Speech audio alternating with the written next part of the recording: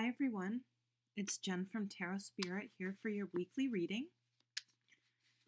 Try to get all fancy today. This is my crystal ball, which I love. I got from my brother and his family from Madagascar. And my other brother and his family gave me this, I think it's jasper. I love it. It looks almost like what do you call it? The third eye. This part, I think it's cool. And then a friend of mine at work used to read tarot cards, and she said her kids used to play with the cards, and she lost all of them, but she just randomly found this card the other day and gave it to me. Like, how nice is that? Like, bringing message of good emotions and support. I love that. And then my son picked the deck today, and he said, oh, use the good old standby. So I'm using my Arthurian Legend deck.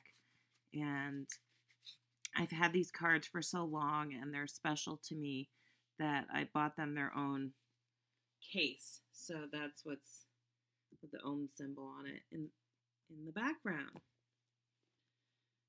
Okay, so let's see what's going on this week. We'll see. Hopefully you can see these.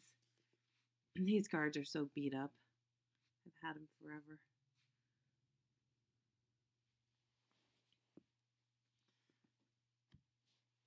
Okay, let's see. All right.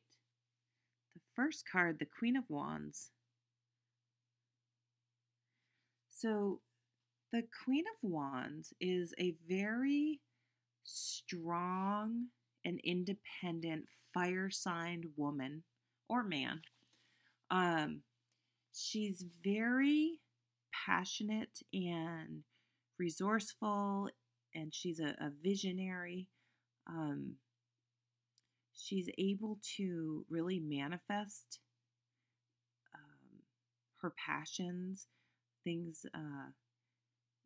take things from that spark of thought and emotion and bring it to fruition, really make it real, make things happen.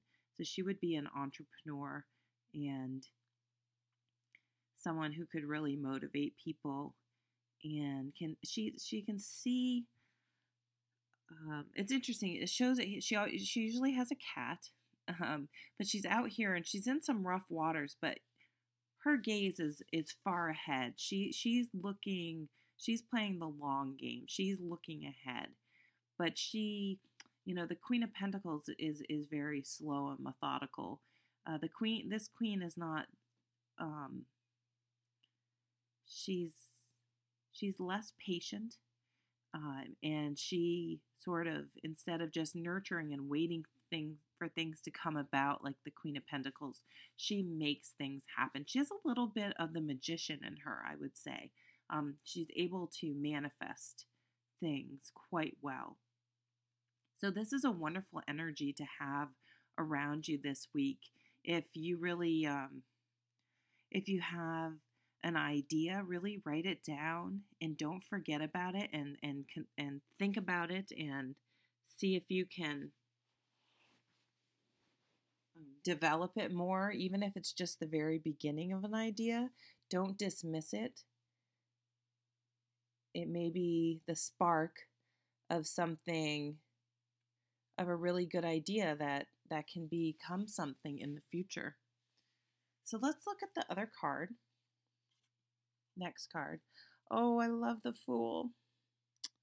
The Fool, I think, is my favorite card in the deck.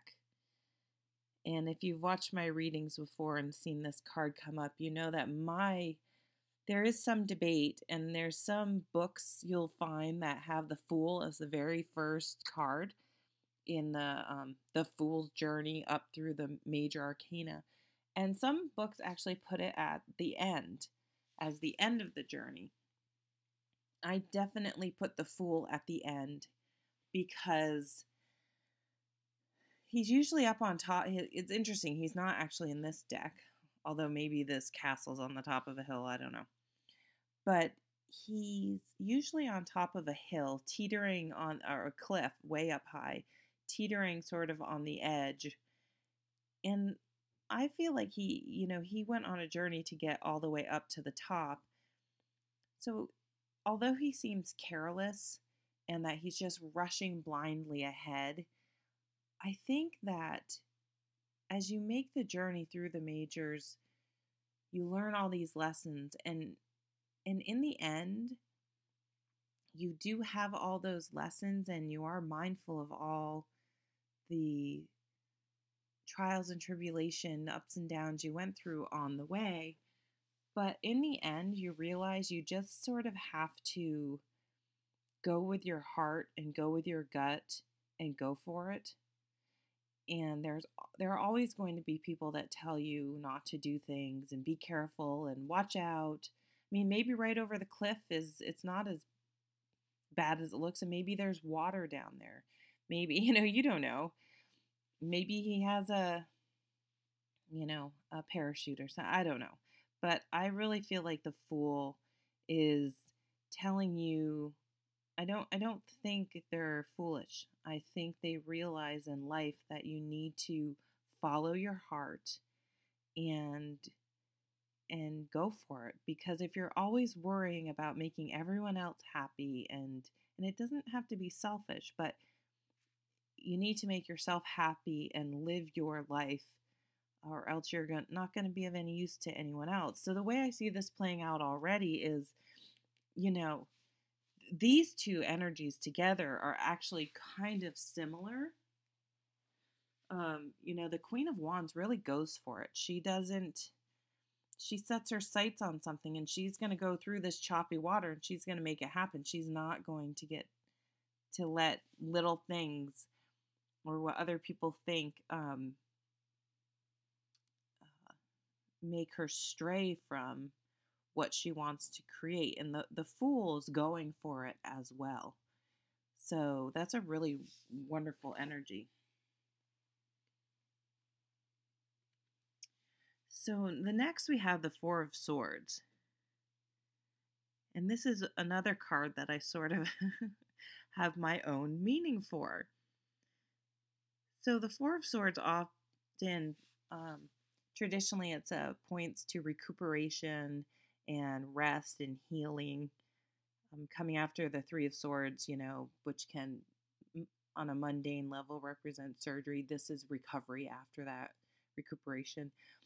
But because this is a sword card, is all about thought, I look at this card as giving yourself a break. Mentally, we are just constantly beating up on ourselves, telling us we can't do things. So, we have this idea and this passion and this direction and drive with the Queen, and we're going to go for it.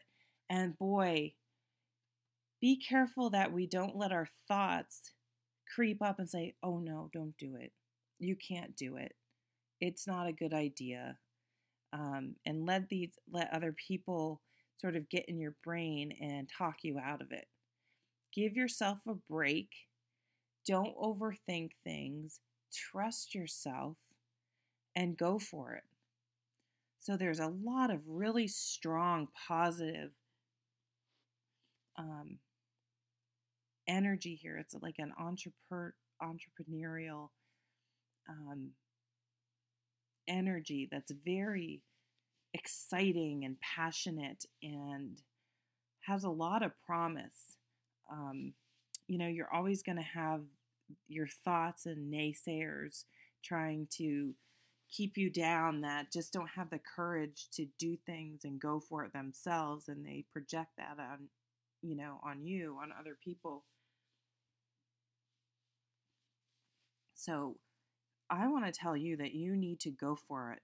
Whatever is in your mind that just keeps coming up, that you always go, oh no, I can't. Oh no, you know what?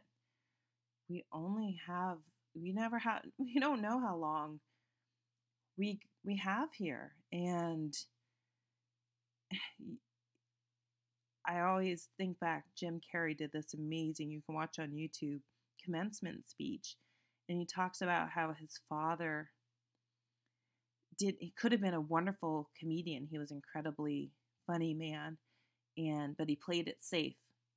And he got just a regular, mundane, run-of-the-mill job. and even I think he got fired from it. And the lesson that Jim took away was you can fail at something you don't want to do, so you might as well go for it. And you can at least fail trying. If you fail at trying, at least that you were trying to do something you want to do. I mean, it just doesn't make sense not to go for it. So I am telling you to go for it. Be the fool. The fool is not foolish. The fool understands that this is the time, because right now it's the only time we have. There's no guarantee. So be inspired and go for it, and dare, have the courage to go for it. So thank you very, very much for watching. I'm sending you lots of good vibes here from this Page of Cups. I think it's the Marseille deck. Is that what it is? I don't have that one. And really, try to manifest your dreams. Why not? What else are you doing? Thank you so much.